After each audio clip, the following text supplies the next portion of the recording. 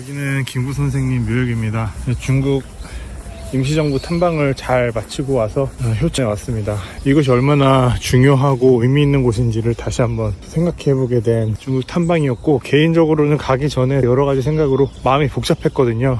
여기 갔다 오면서 제 상태가 너무너무 좋아진 것 같아요. 영적으로, 감정적으로, 신체적으로 모든 면이 되게 많이 회복되는 기간이었고, 무엇보다도 다시 영혼이 살아나는 느낌? 감정이 회복되는 느낌이 제일 좋았던 것 같은데, 그 이유를 생각해보면 존경할 만한, 내가 본받을 만한 역사의 위인들의 정신을 되새기는 시간을 갖다 보니까 제 영혼에 묻어있던 더러운 찌꺼기들이 다 씻겨나가는 느낌도 들었고요. 개인적으로는 저의 정체성에 대해서 다시 생각해보는 계기가 된 것 같아요. 저희 증조할아버지나 할아버지가 독립운동을 하시면서 함께 활동하셨던 분들의 유적지를 탐방하면서 다시 한번 저의 뿌리에 대해 생각해보고 저의 정체성에 대해서 생각해보는 계기가 되었는데, 소수의 사람들이니까, 독립운동을 한 사람들이 독특한 배경을 다시 생각해보고, 그로 인해서 생긴 저의 독특한 정체성도 무시 못하니까 그것도 다시 생각해보고, 나의 철학들, 나의 세계관들, 나의 인생관, 나의 삶의 목표, 가치관, 다른 사람과는 조금 다를 수 있는 그런 부분에 대해 가지고 항상 어떨 때는 이방인처럼 느껴지기도 하고, 여러 가지 복잡한 생각들을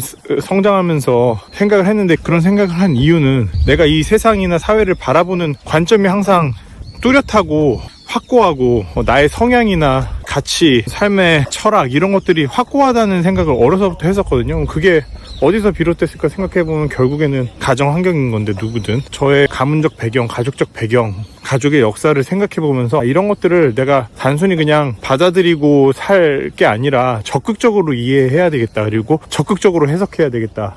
그리고 사실 그러지 않으려고 해도 저의 삶의 많은 선택과 지금까지 커리어에서 이미 그렇게 하고 있었어요. 그런 것들에 대해서 너무 드러낼 필요는 없겠지만, 내가 다른 사람을 이해하듯이, 브랜드를 이해하듯이, 나도 나라는 사람을 이해할 때 그런 나의 스토리와 나의 배경들, 나의 역사들에 대해서 더 일관성 있게 행동하기 위해서는 그런 것들을 적극적으로 해석해야 되겠다. 앞으로 나의 정체성을 더 뚜렷하게 해야 되겠다 라는 생각이 들었고, 이런 생각이 또 든 한 가지 이유는 지금 이 시대가 너무너무 어지럽고, 한국만 해도 지금 엉망진창이잖아요. 한국 사회를 경영한다, 이끌어간다라고 보였던, 국민들이 착각했었던 세력의 정말 유치하고 악의적이고 교활한 그런 행태들을 보면서, 이 사람들이 정말 국민을 개돼지로 하는 행태들을 보면서, 우리나라의 주류 세계의 권력과 부를 쫓는 이 사람들이 얼마나 잘못된 사람들인가에 대해서 다시 생각을 해보면서, 정말 정신 똑바로 차리고 살아야 되겠다, 일정 부분은 나의 사회적 책임일 수도 있다라는 생각이 들어서 진짜 진지하게 똑바로 정신 차리고 올바른 정신을 가지고 살아야 되겠다는 생각을 정말 절실하게 요즘 많이 하게 됐거든요.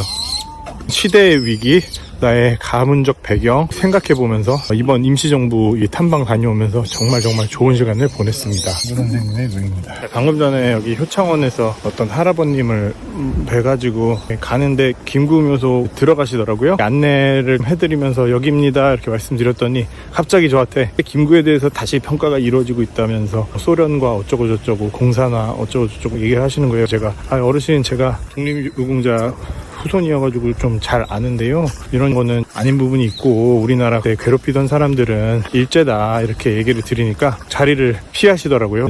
너무 다른 사람 말을 안 듣는다고 해야 되나? 답정너, 얘기를 할 수 있는 여지가 없는 태도를 느껴가지고, 연세가 어느 정도 드신 분들하고 얘기가 어렵구나 생각도 들고, 할아버지 때나 아버지 때나 그런 분들하고 같이 사신 거잖아요. 진짜 열받는 상황도 많았겠다 이런 생각도 들고, 전쟁과 관련돼서 사람들의 행위에 대해서, 개인, 사인에 대해서 어떻게 처벌할 거냐에 대한 이슈인데, 반인륜 범죄, 민간인을 학살하거나, 전쟁에도 규칙이 있다라고 해서 교정 규칙이나 국제법으로 국가들이 합의하면서 만들어졌고, 예를 들면 민간인을 살상하지 말자 이런 것들, 2차 세계대전 때 나치나 제국주의 때문에 수많은 사람들이 대량 학살됐잖아요. 이런 일이 있으면 안 되겠다 해서 사람들이 만든 개념이 반인륜 범죄라는 거거든요. Crimes Against Humanity. 그런 범죄를 하는 사람들은 국가 정책이 그래서 나는 국가에 충성했을 뿐이다, 시키는 대로 했을 뿐이다 라는 걸로 빠져나갈 수가 없습니다. 왜냐하면 국제법으로 국가가 협의해서 합의를 했기 때문이죠.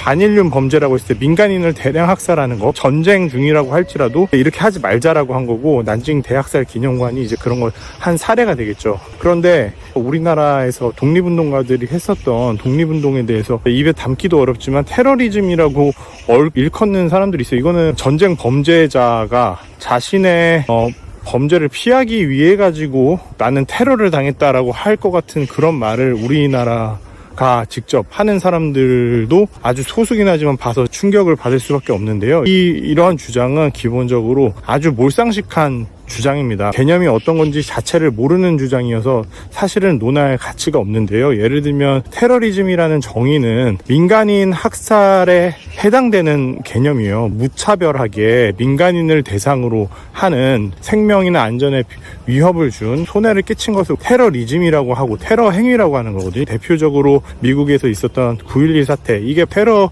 행위인 거거든요. 우리가 표적으로 전쟁 범죄자들을 처단하는 행위, 테러리즘 카테고리에 애초에 속하지 않는 행위입니다. 그런 것들을 테러리즘이라고 하는 거는 기본적 정의가 뭔지도 모르고 그냥 갖다가 자기들한테 유리한 용어를 정치적인 자신의 견해를 혹은 사회적으로 정의의 편에 서지 못했던 자신을 정당화하기 위한 반대급부로 억지로 갖다 쓰는 말으로 느껴져요. 말도 안 되게 프레이밍 전쟁을 하는 거죠. 그런 용어들을 무차별적으로 막 가져오면서 일일이 설명할 필요조차 없는 몰상식한 주장인데, 지금 제가 만난 어르신처럼 그냥 이분들은 이념적으로 너무 경도돼가지고 그 이유가 뭔지는 모르겠지만 매우 편협한 사회적으로 공동체에 도움이 되지 않는 그런 주장들에 대해서 되게 서슴없이 하세요. 어른스럽지 못하고 지혜 있게 사람들의 말을 들어주면서 나의 주장도 하고 이런 것도 아니고 답정너로 소통이 안 되니까 도대체 왜 이렇게 사회하고 괴리돼서 자신들의 세상에서 살아가나. 예를 들면 지금 윤석열 지지율이 10% 떨어졌을 때 그분들인 거잖아요. 이렇게 주장하는 분들은 대부분이 부끄러운 과거를 사신 분들은 아닌가, 그렇게 생각이 좀 들어요. 얼마 전에 저희 집안 막내 할아버지를 잠깐 뵀는데 막내 할아버지도 판사 출신이셨거든요. 자기 친구들은 완전 극우 친일 세력이라고 대부분이 그렇게 말씀을 하시더라고요. 정치적으로 너무 편향돼가지고 무조건 극우 정당, 제가 보기에는 극우 정당 지지하면서 저희 할아버지도 80대 90대이심에도 불구하고 정신이 깨어 계신 거죠. 토론을 할 수 있고 얘기를 할 수 있고 정치 지도자가 잘못되면 그거에 대해서 얘기할 수 있는 분인데, 친구들이기 때문에 대부분 판사들일 거예요. 사회 주류층, 지도층에 얼마나 편향된 역사의식과 왜곡된 역사의식과 잘못된 정치관을 가지고 있는지에 대해서 이렇게 말씀을 하시더라고요.